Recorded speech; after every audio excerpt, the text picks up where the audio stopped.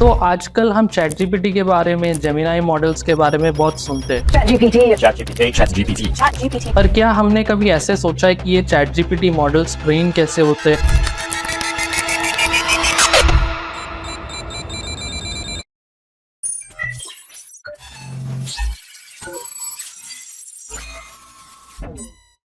तो जो chat GPT model बनता है वो बहुत सारे डेटा के ऊपर ट्रेन होता है, और वो जो डेटा होते हैं वो इंटरनेट के अलग अलग सोर्सेस से आते हैं, जैसे कि वेबसाइट्स हो गए, आर्टिकल्स हो गए, वीडियोस हो गए, उसके जो कमेंट्स हो गए, वो सारे डेटा से चैट जीपीटी मॉडल ट्रेन होता है। अब ये जो चैट जीपीटी मॉडल डेवलपमेंट है उसके अलग अलग स्टेप्स होते हैं, तो वो स्टेप्स को हम वन बाय वन देखने वाले। पहले स्टेप जो है वो है डेटा कलेक्शन। तो डेटा कलेक्शन में ये होता है कि जो चैट जीपीटी मॉडल को ट्रेन करने के अलग अलग डेटा चाहिए होता है, वो आर्टिकल्स में से या फिर इंस्टाग्राम के कमेंट्स में से, अलग अलग रेडिट वेबसाइट्स में से, ऐसे अनेक जो कन्वर्सेशन वेबसाइट्स होते हैं वहां से मैं डेटा एक्सट्रैक्ट करके मॉडल के लिए तैयार करता हूँ। दूसरा जो स्टेप है वो ये है कि प्री प्रोसेसिंग। प्री प्रोसेसिंग करना इसलिए जरूरी है क्योंकि डेटा हमेशा एक गुड और बैड का कॉम्बो होता है। हमेशा उसमें अच्छा डेटा भी होता है, एरर्स भी होते हैं। तो जब भी हमारे पास बहुत बड़े एक डेटा सेट होता है तो उसे प्री प्रोसेस करना, उसे क्लीन करना जरूरी है। जो नेक्स्ट स्टेप होता है वो हम बोल सकते हैं टोकनाइजेशन। अभी जो भी लैंग्वेज मॉडल के लिए हम डेवलपमेंट करते हैं उसके लिए जो डेटा को प्रोसेस करते हैं उसमें टोकनाइजेशन बहुत ही बड़ा एक एस्पेक्ट है, क्योंकि उसका कारण ये है क्योंकि टोकनाइजेशन जो कंसेप्ट है उसमें ऐसा होता है कि बहुत बड़े सेंटेंसेस है, पैराग्राफ्स है, उसको सिंगल वर्ड्स के एलिमेंट्स में हम कन्वर्ट करते हैं ताकि मॉडल उसको आसानी से लोड कर पाए और उसके ऊपर ट्रेन कर पाए। जो नेक्स्ट स्टेप है उसका नाम है वेक्टराइजेशन। जब भी आप एक लैंग्वेज मॉडल के साथ डील करते हो तब वेक्टराइजेशन जो स्टेप है वो बहुत इंपॉर्टेंट है। उसका कारण ये है बाकी जो भी डेटा मॉडल्स होते हैं जैसे कि न्यूमेरिकल डेटा हो गया, वो सब मॉडल आसानी से ट्रेन हो जाता है, पर जो लैंग्वेज मॉडल्स होते हैं वो मॉडल डायरेक्टली उसको समझ नहीं पाता, तो हमें उसे न्यूमेरिकल्स में कन्वर्ट करना पड़ता है। तो वेक्टराइजेशन वो प्रोसेस है जहाँ पे हम टेक्स्ट को नंबर्स में कन्वर्ट कर रहे होते हैं। नेक्स्ट जो स्टेप है वो है ट्रेनिंग द मॉडल। अभी मॉडल के लिए डेटा तो हमारे पास आ गया, अभी उसे हमें ट्रेन करना है ताकि मॉडल हमें अच्छा परफॉर्म कर पाए, हमें आउटपुट दे पाए।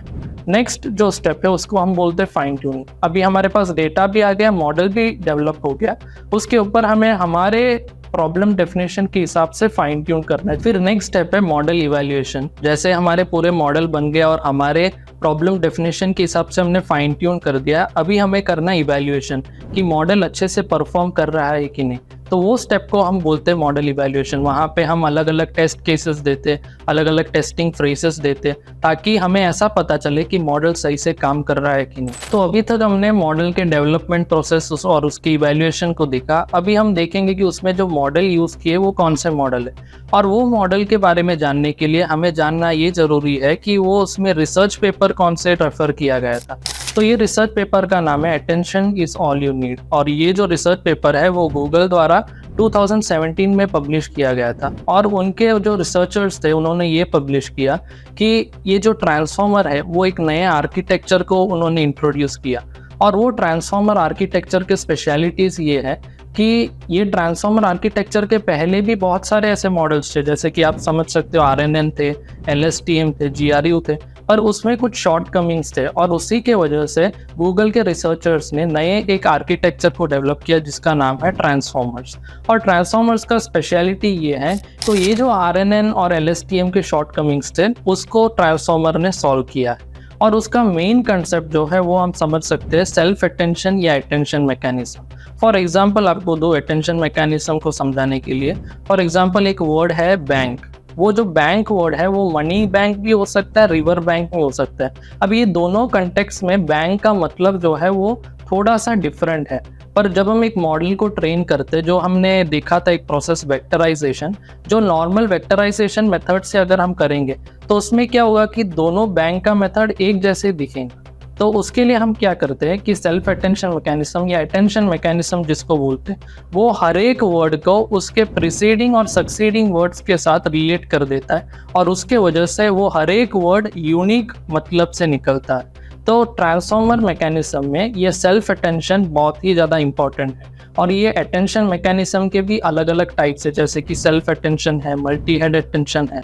तो सेल्फ अटेंशन क्या करता है कि हर एक वर्ड को अलग अलग मतलब देता है, और मल्टी हेड अटेंशन क्या करता है कि ऐसे अलग अलग बहुत सारे अटेंशन मैकेनिज्म साथ में काम करके अलग अलग कंटेक्स्ट एक सेंटेंस में से निकालते हैं। तो ट्रांसफॉर्मर आर्किटेक्चर यही काम करता है कि हर एक वर्ड को अलग अलग मीनिंग्स देते हैं। और अभी ट्रांसफॉर्मर के आर्किटेक्चर को हम समझने जाए तो उसमें मेनली दो कंपोनेंट्स होते हैं। पहला कंपोनेंट है एनकोडर और दूसरा कंपोनेंट है डिकोडर। और ये एनकोडर डिकोडर क्या करता है कि जो इनपुट टेक्स्ट है उसको एनकोड करते हुए उसके अंदर के इंफॉर्मेशन जितना हो पाए उतने निकाल कर वो डिकोडर को पास ऑन कर देता है। और ये हर एक एनकोडर डिकोडर लेयर के बाद एक फीड फॉरवर्ड न्यूरल नेटवर्क होता है। उसका कारण क्या है कि हर एक जो सेंटेंस है उसके अंदर के कंटेक्स्ट को, उसके अंदर के पैटर्न्स को फीड फॉरवर्ड न्यूरल नेटवर्क समझता है। दूसरा जो एक इम्पॉर्टेंट जो कंसेप्ट है वो है पोजिशनल एनकोडिंग। पोजिशनल एनकोडिंग ये चीज़ करता है